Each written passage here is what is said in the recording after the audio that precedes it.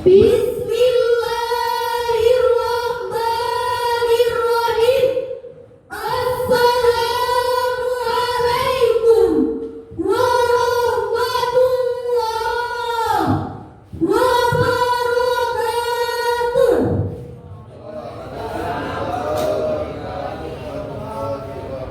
Alhamdulillahilladzi khalaqan nasa min dzakarin wa untha wa ja'alnakum shu'uban wa qabaila lita'arafu. Asyhadu an la ilaha illallah wa asyhadu anna Muhammadan abduhu wa rasuluh. Allahumma salli ala sayyidina Muhammad wa ala ali sayyidina Muhammad. Amma ba'd. Dengan hadirin yang arif lagi bijaksana, hadirin sebangsa dan setanah air yang kami banggakan, Tutur Husnia, seorang pakar sosial psikologi, dalam bukunya Pengaruh Identitas Etnis dan Golongan, beliau mengatakan identitas agama merupakan hal yang sangat sentral bagi seluruh masyarakat Indonesia dibandingkan identitas ras, suku, dan nasionalisme. Karena identitas agama mampu memenuhi kebutuhan psikologi individu terkait identitas diri, harga diri, maupun aktualisasi diri. Di satu sisi, hadirin, kita patut berbangga karena identitas agama menjadi identitas utama sebagai warga negara Indonesia.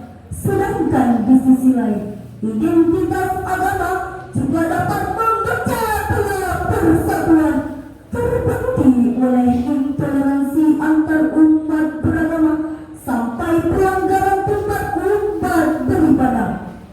Masih ingatkah kita, hadirin, peristiwa pembakaran Masjid Tolikara Papua, Pembubaran jemaat gereja yang sedang beribadah di rumah, pembajakan imam masjid saat sholat berjamaah, vandalisme yang terjadi di musola, bahkan konflik antar agama yang membuat negeri ini terpecah belah.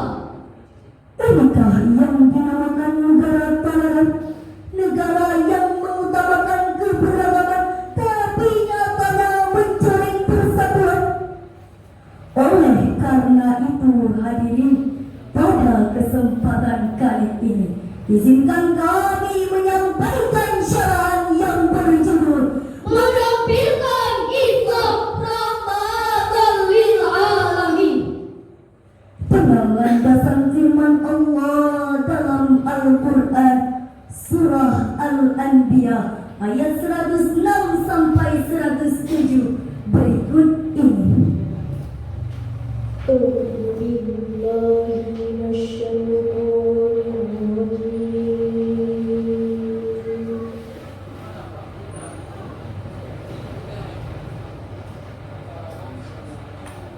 Bismillahirrahmanirrahim.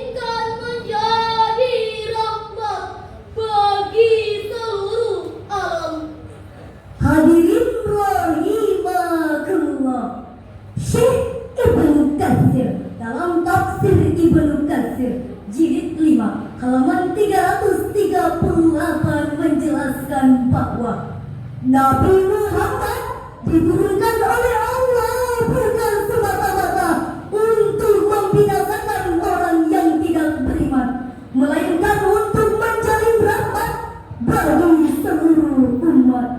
Hal ini sejalan hadirin dalam Quran Surah Al-Baqarah ayat 143. Allah menyebutkan satu terminologi tentang moderasi beragama, yakni kalimat ummatan wasatun. ya lal watan ya lal watan ya lal watan Ya Allah, rukunan minal iman walakin minal iman idanu ahal watan. Profesor Dr. Muhammad Quraisyah mengatakan bahwa kata wasatan pada ayat ini bermula pada sesuatu yang baik sesuai objeknya, sesuatu yang baik di antara kedua kutub ekstrim yang berbeda. Dari akar kata inilah kata wasatan berkembang arti menjadi adil dan seimbang. Allah juga mempertegas posisi umat Islam sebagai umat yang moderat atau dikenal dengan ummatan wasatan, umat yang berada di tengah, tidak menjunjung dalam rohani, tidak anggun dalam materi, tapi memadukan aspek rohani dan jasmani, sehingga terjadilah Islam yang rahmatan lil alamin.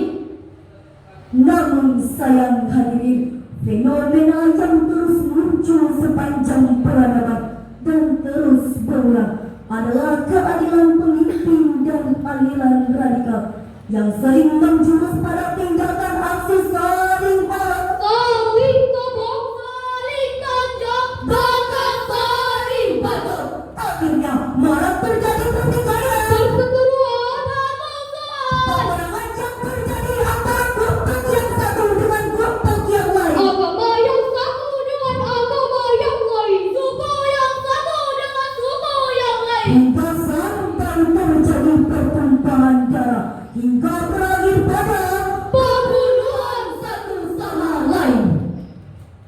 timbul pertanyaan, mengapa Islam yang penuh dengan nilai kenyamanan justru lega dengan label terorisme dan ekstremisme? Jawabannya adalah karena sebagian umat muslim ada yang berlebih-lebihan atau dalam istilah disebut gulu, yakni berlebih-lebihan dalam beragama. Dari Ibnu Abbas yang diriwayatkan An-Nasai, Ibnu Majah, Ibnu Huzaimah, Rasulullah sallallahu alaihi wasallam bersabda, Iyyakum wal ghuluwa fid-din, fa innama ahlaka man kana qablakum al-ghuluwa fid-din. jauhkanlah diri kalian dari berlebih-lebihan dalam beragama, karena sesungguhnya sikap gulu ini telah membinasakan orang-orang sebelum kalian. Dengan demikian hadirin, sikap moderasi beragama harus kita lakukan dalam rangka mengubah wajah Islam yang sebelumnya sering disebut dengan Islam yang fanatik Islam yang teroris, Islam yang ekstremis, menjadi Islam yang damai Islam yang damai, Islam yang tenang, serta menjadi rahmatan lil alamin. Amin amin ya rabbal alamin. sebagaimana tercermin indah dalam Quran Surah Al-An'am ayat 108 berikut ini. ولا تسبوا الذين يدعون من دون الله فيسبوا الله عدوا بغير علم.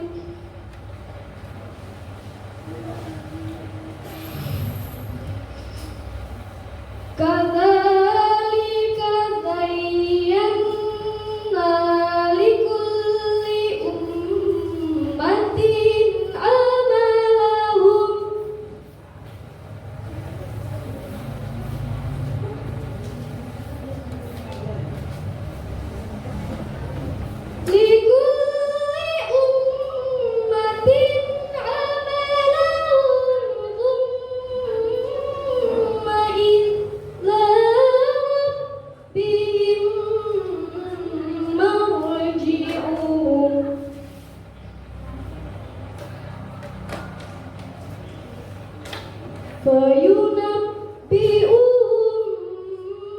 بما كانوا يعملون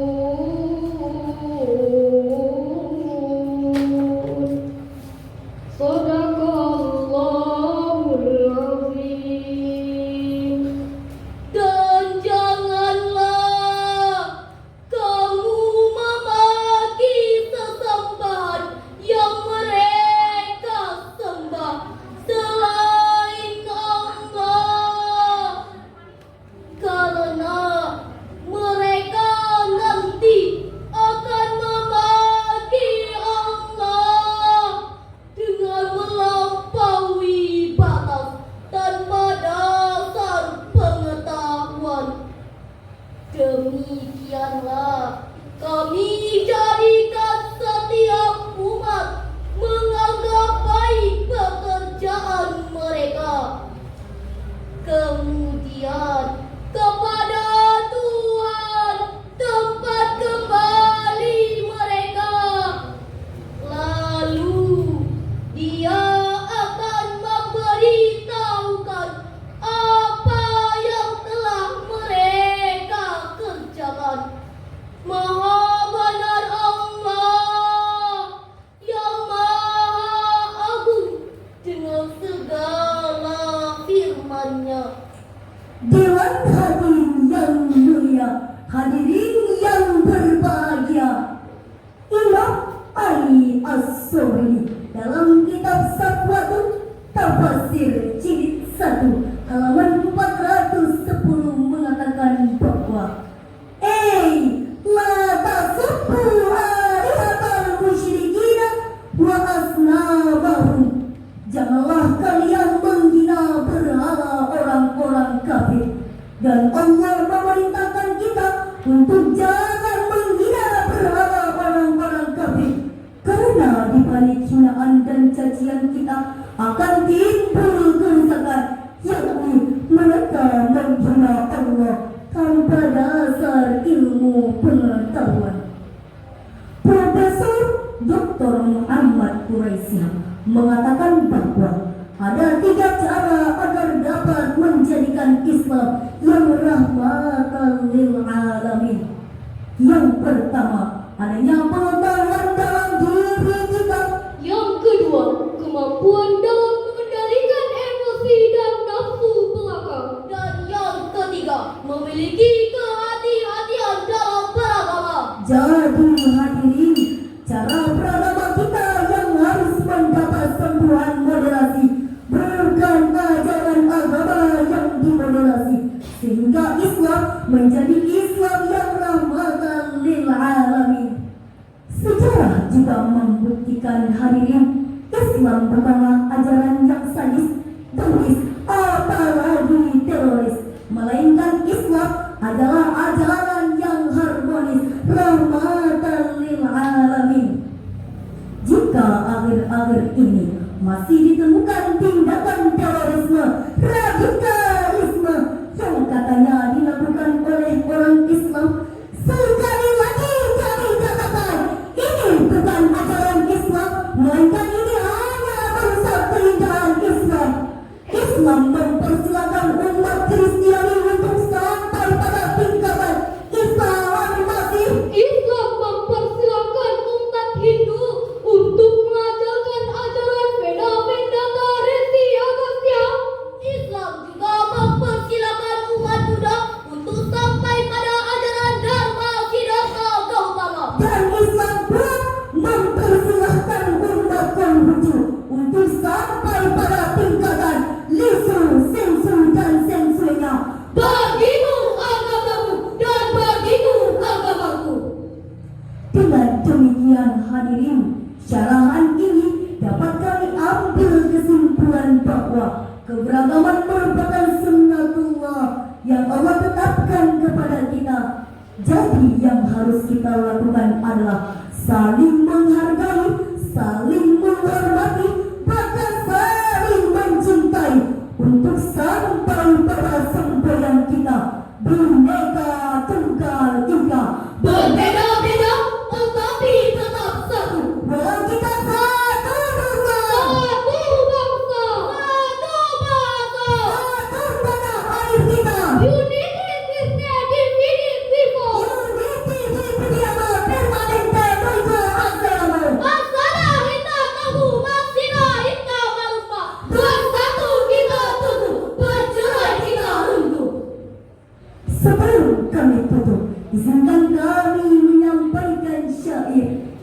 dipopulerkan oleh Bung Haji Rhoma Irama. Bhinneka Tunggal Ika lambang negara kita Indonesia. Walaupun bermacam-macam aliran tetapi satu tujuan. Bhinneka Tunggal Ika lambang negara kita Indonesia. Walaupun bermacam-macam aliran tetapi satu tujuan. Selembut kapas tetaplah berdiri, seindah mawar tetaplah berduri. Jika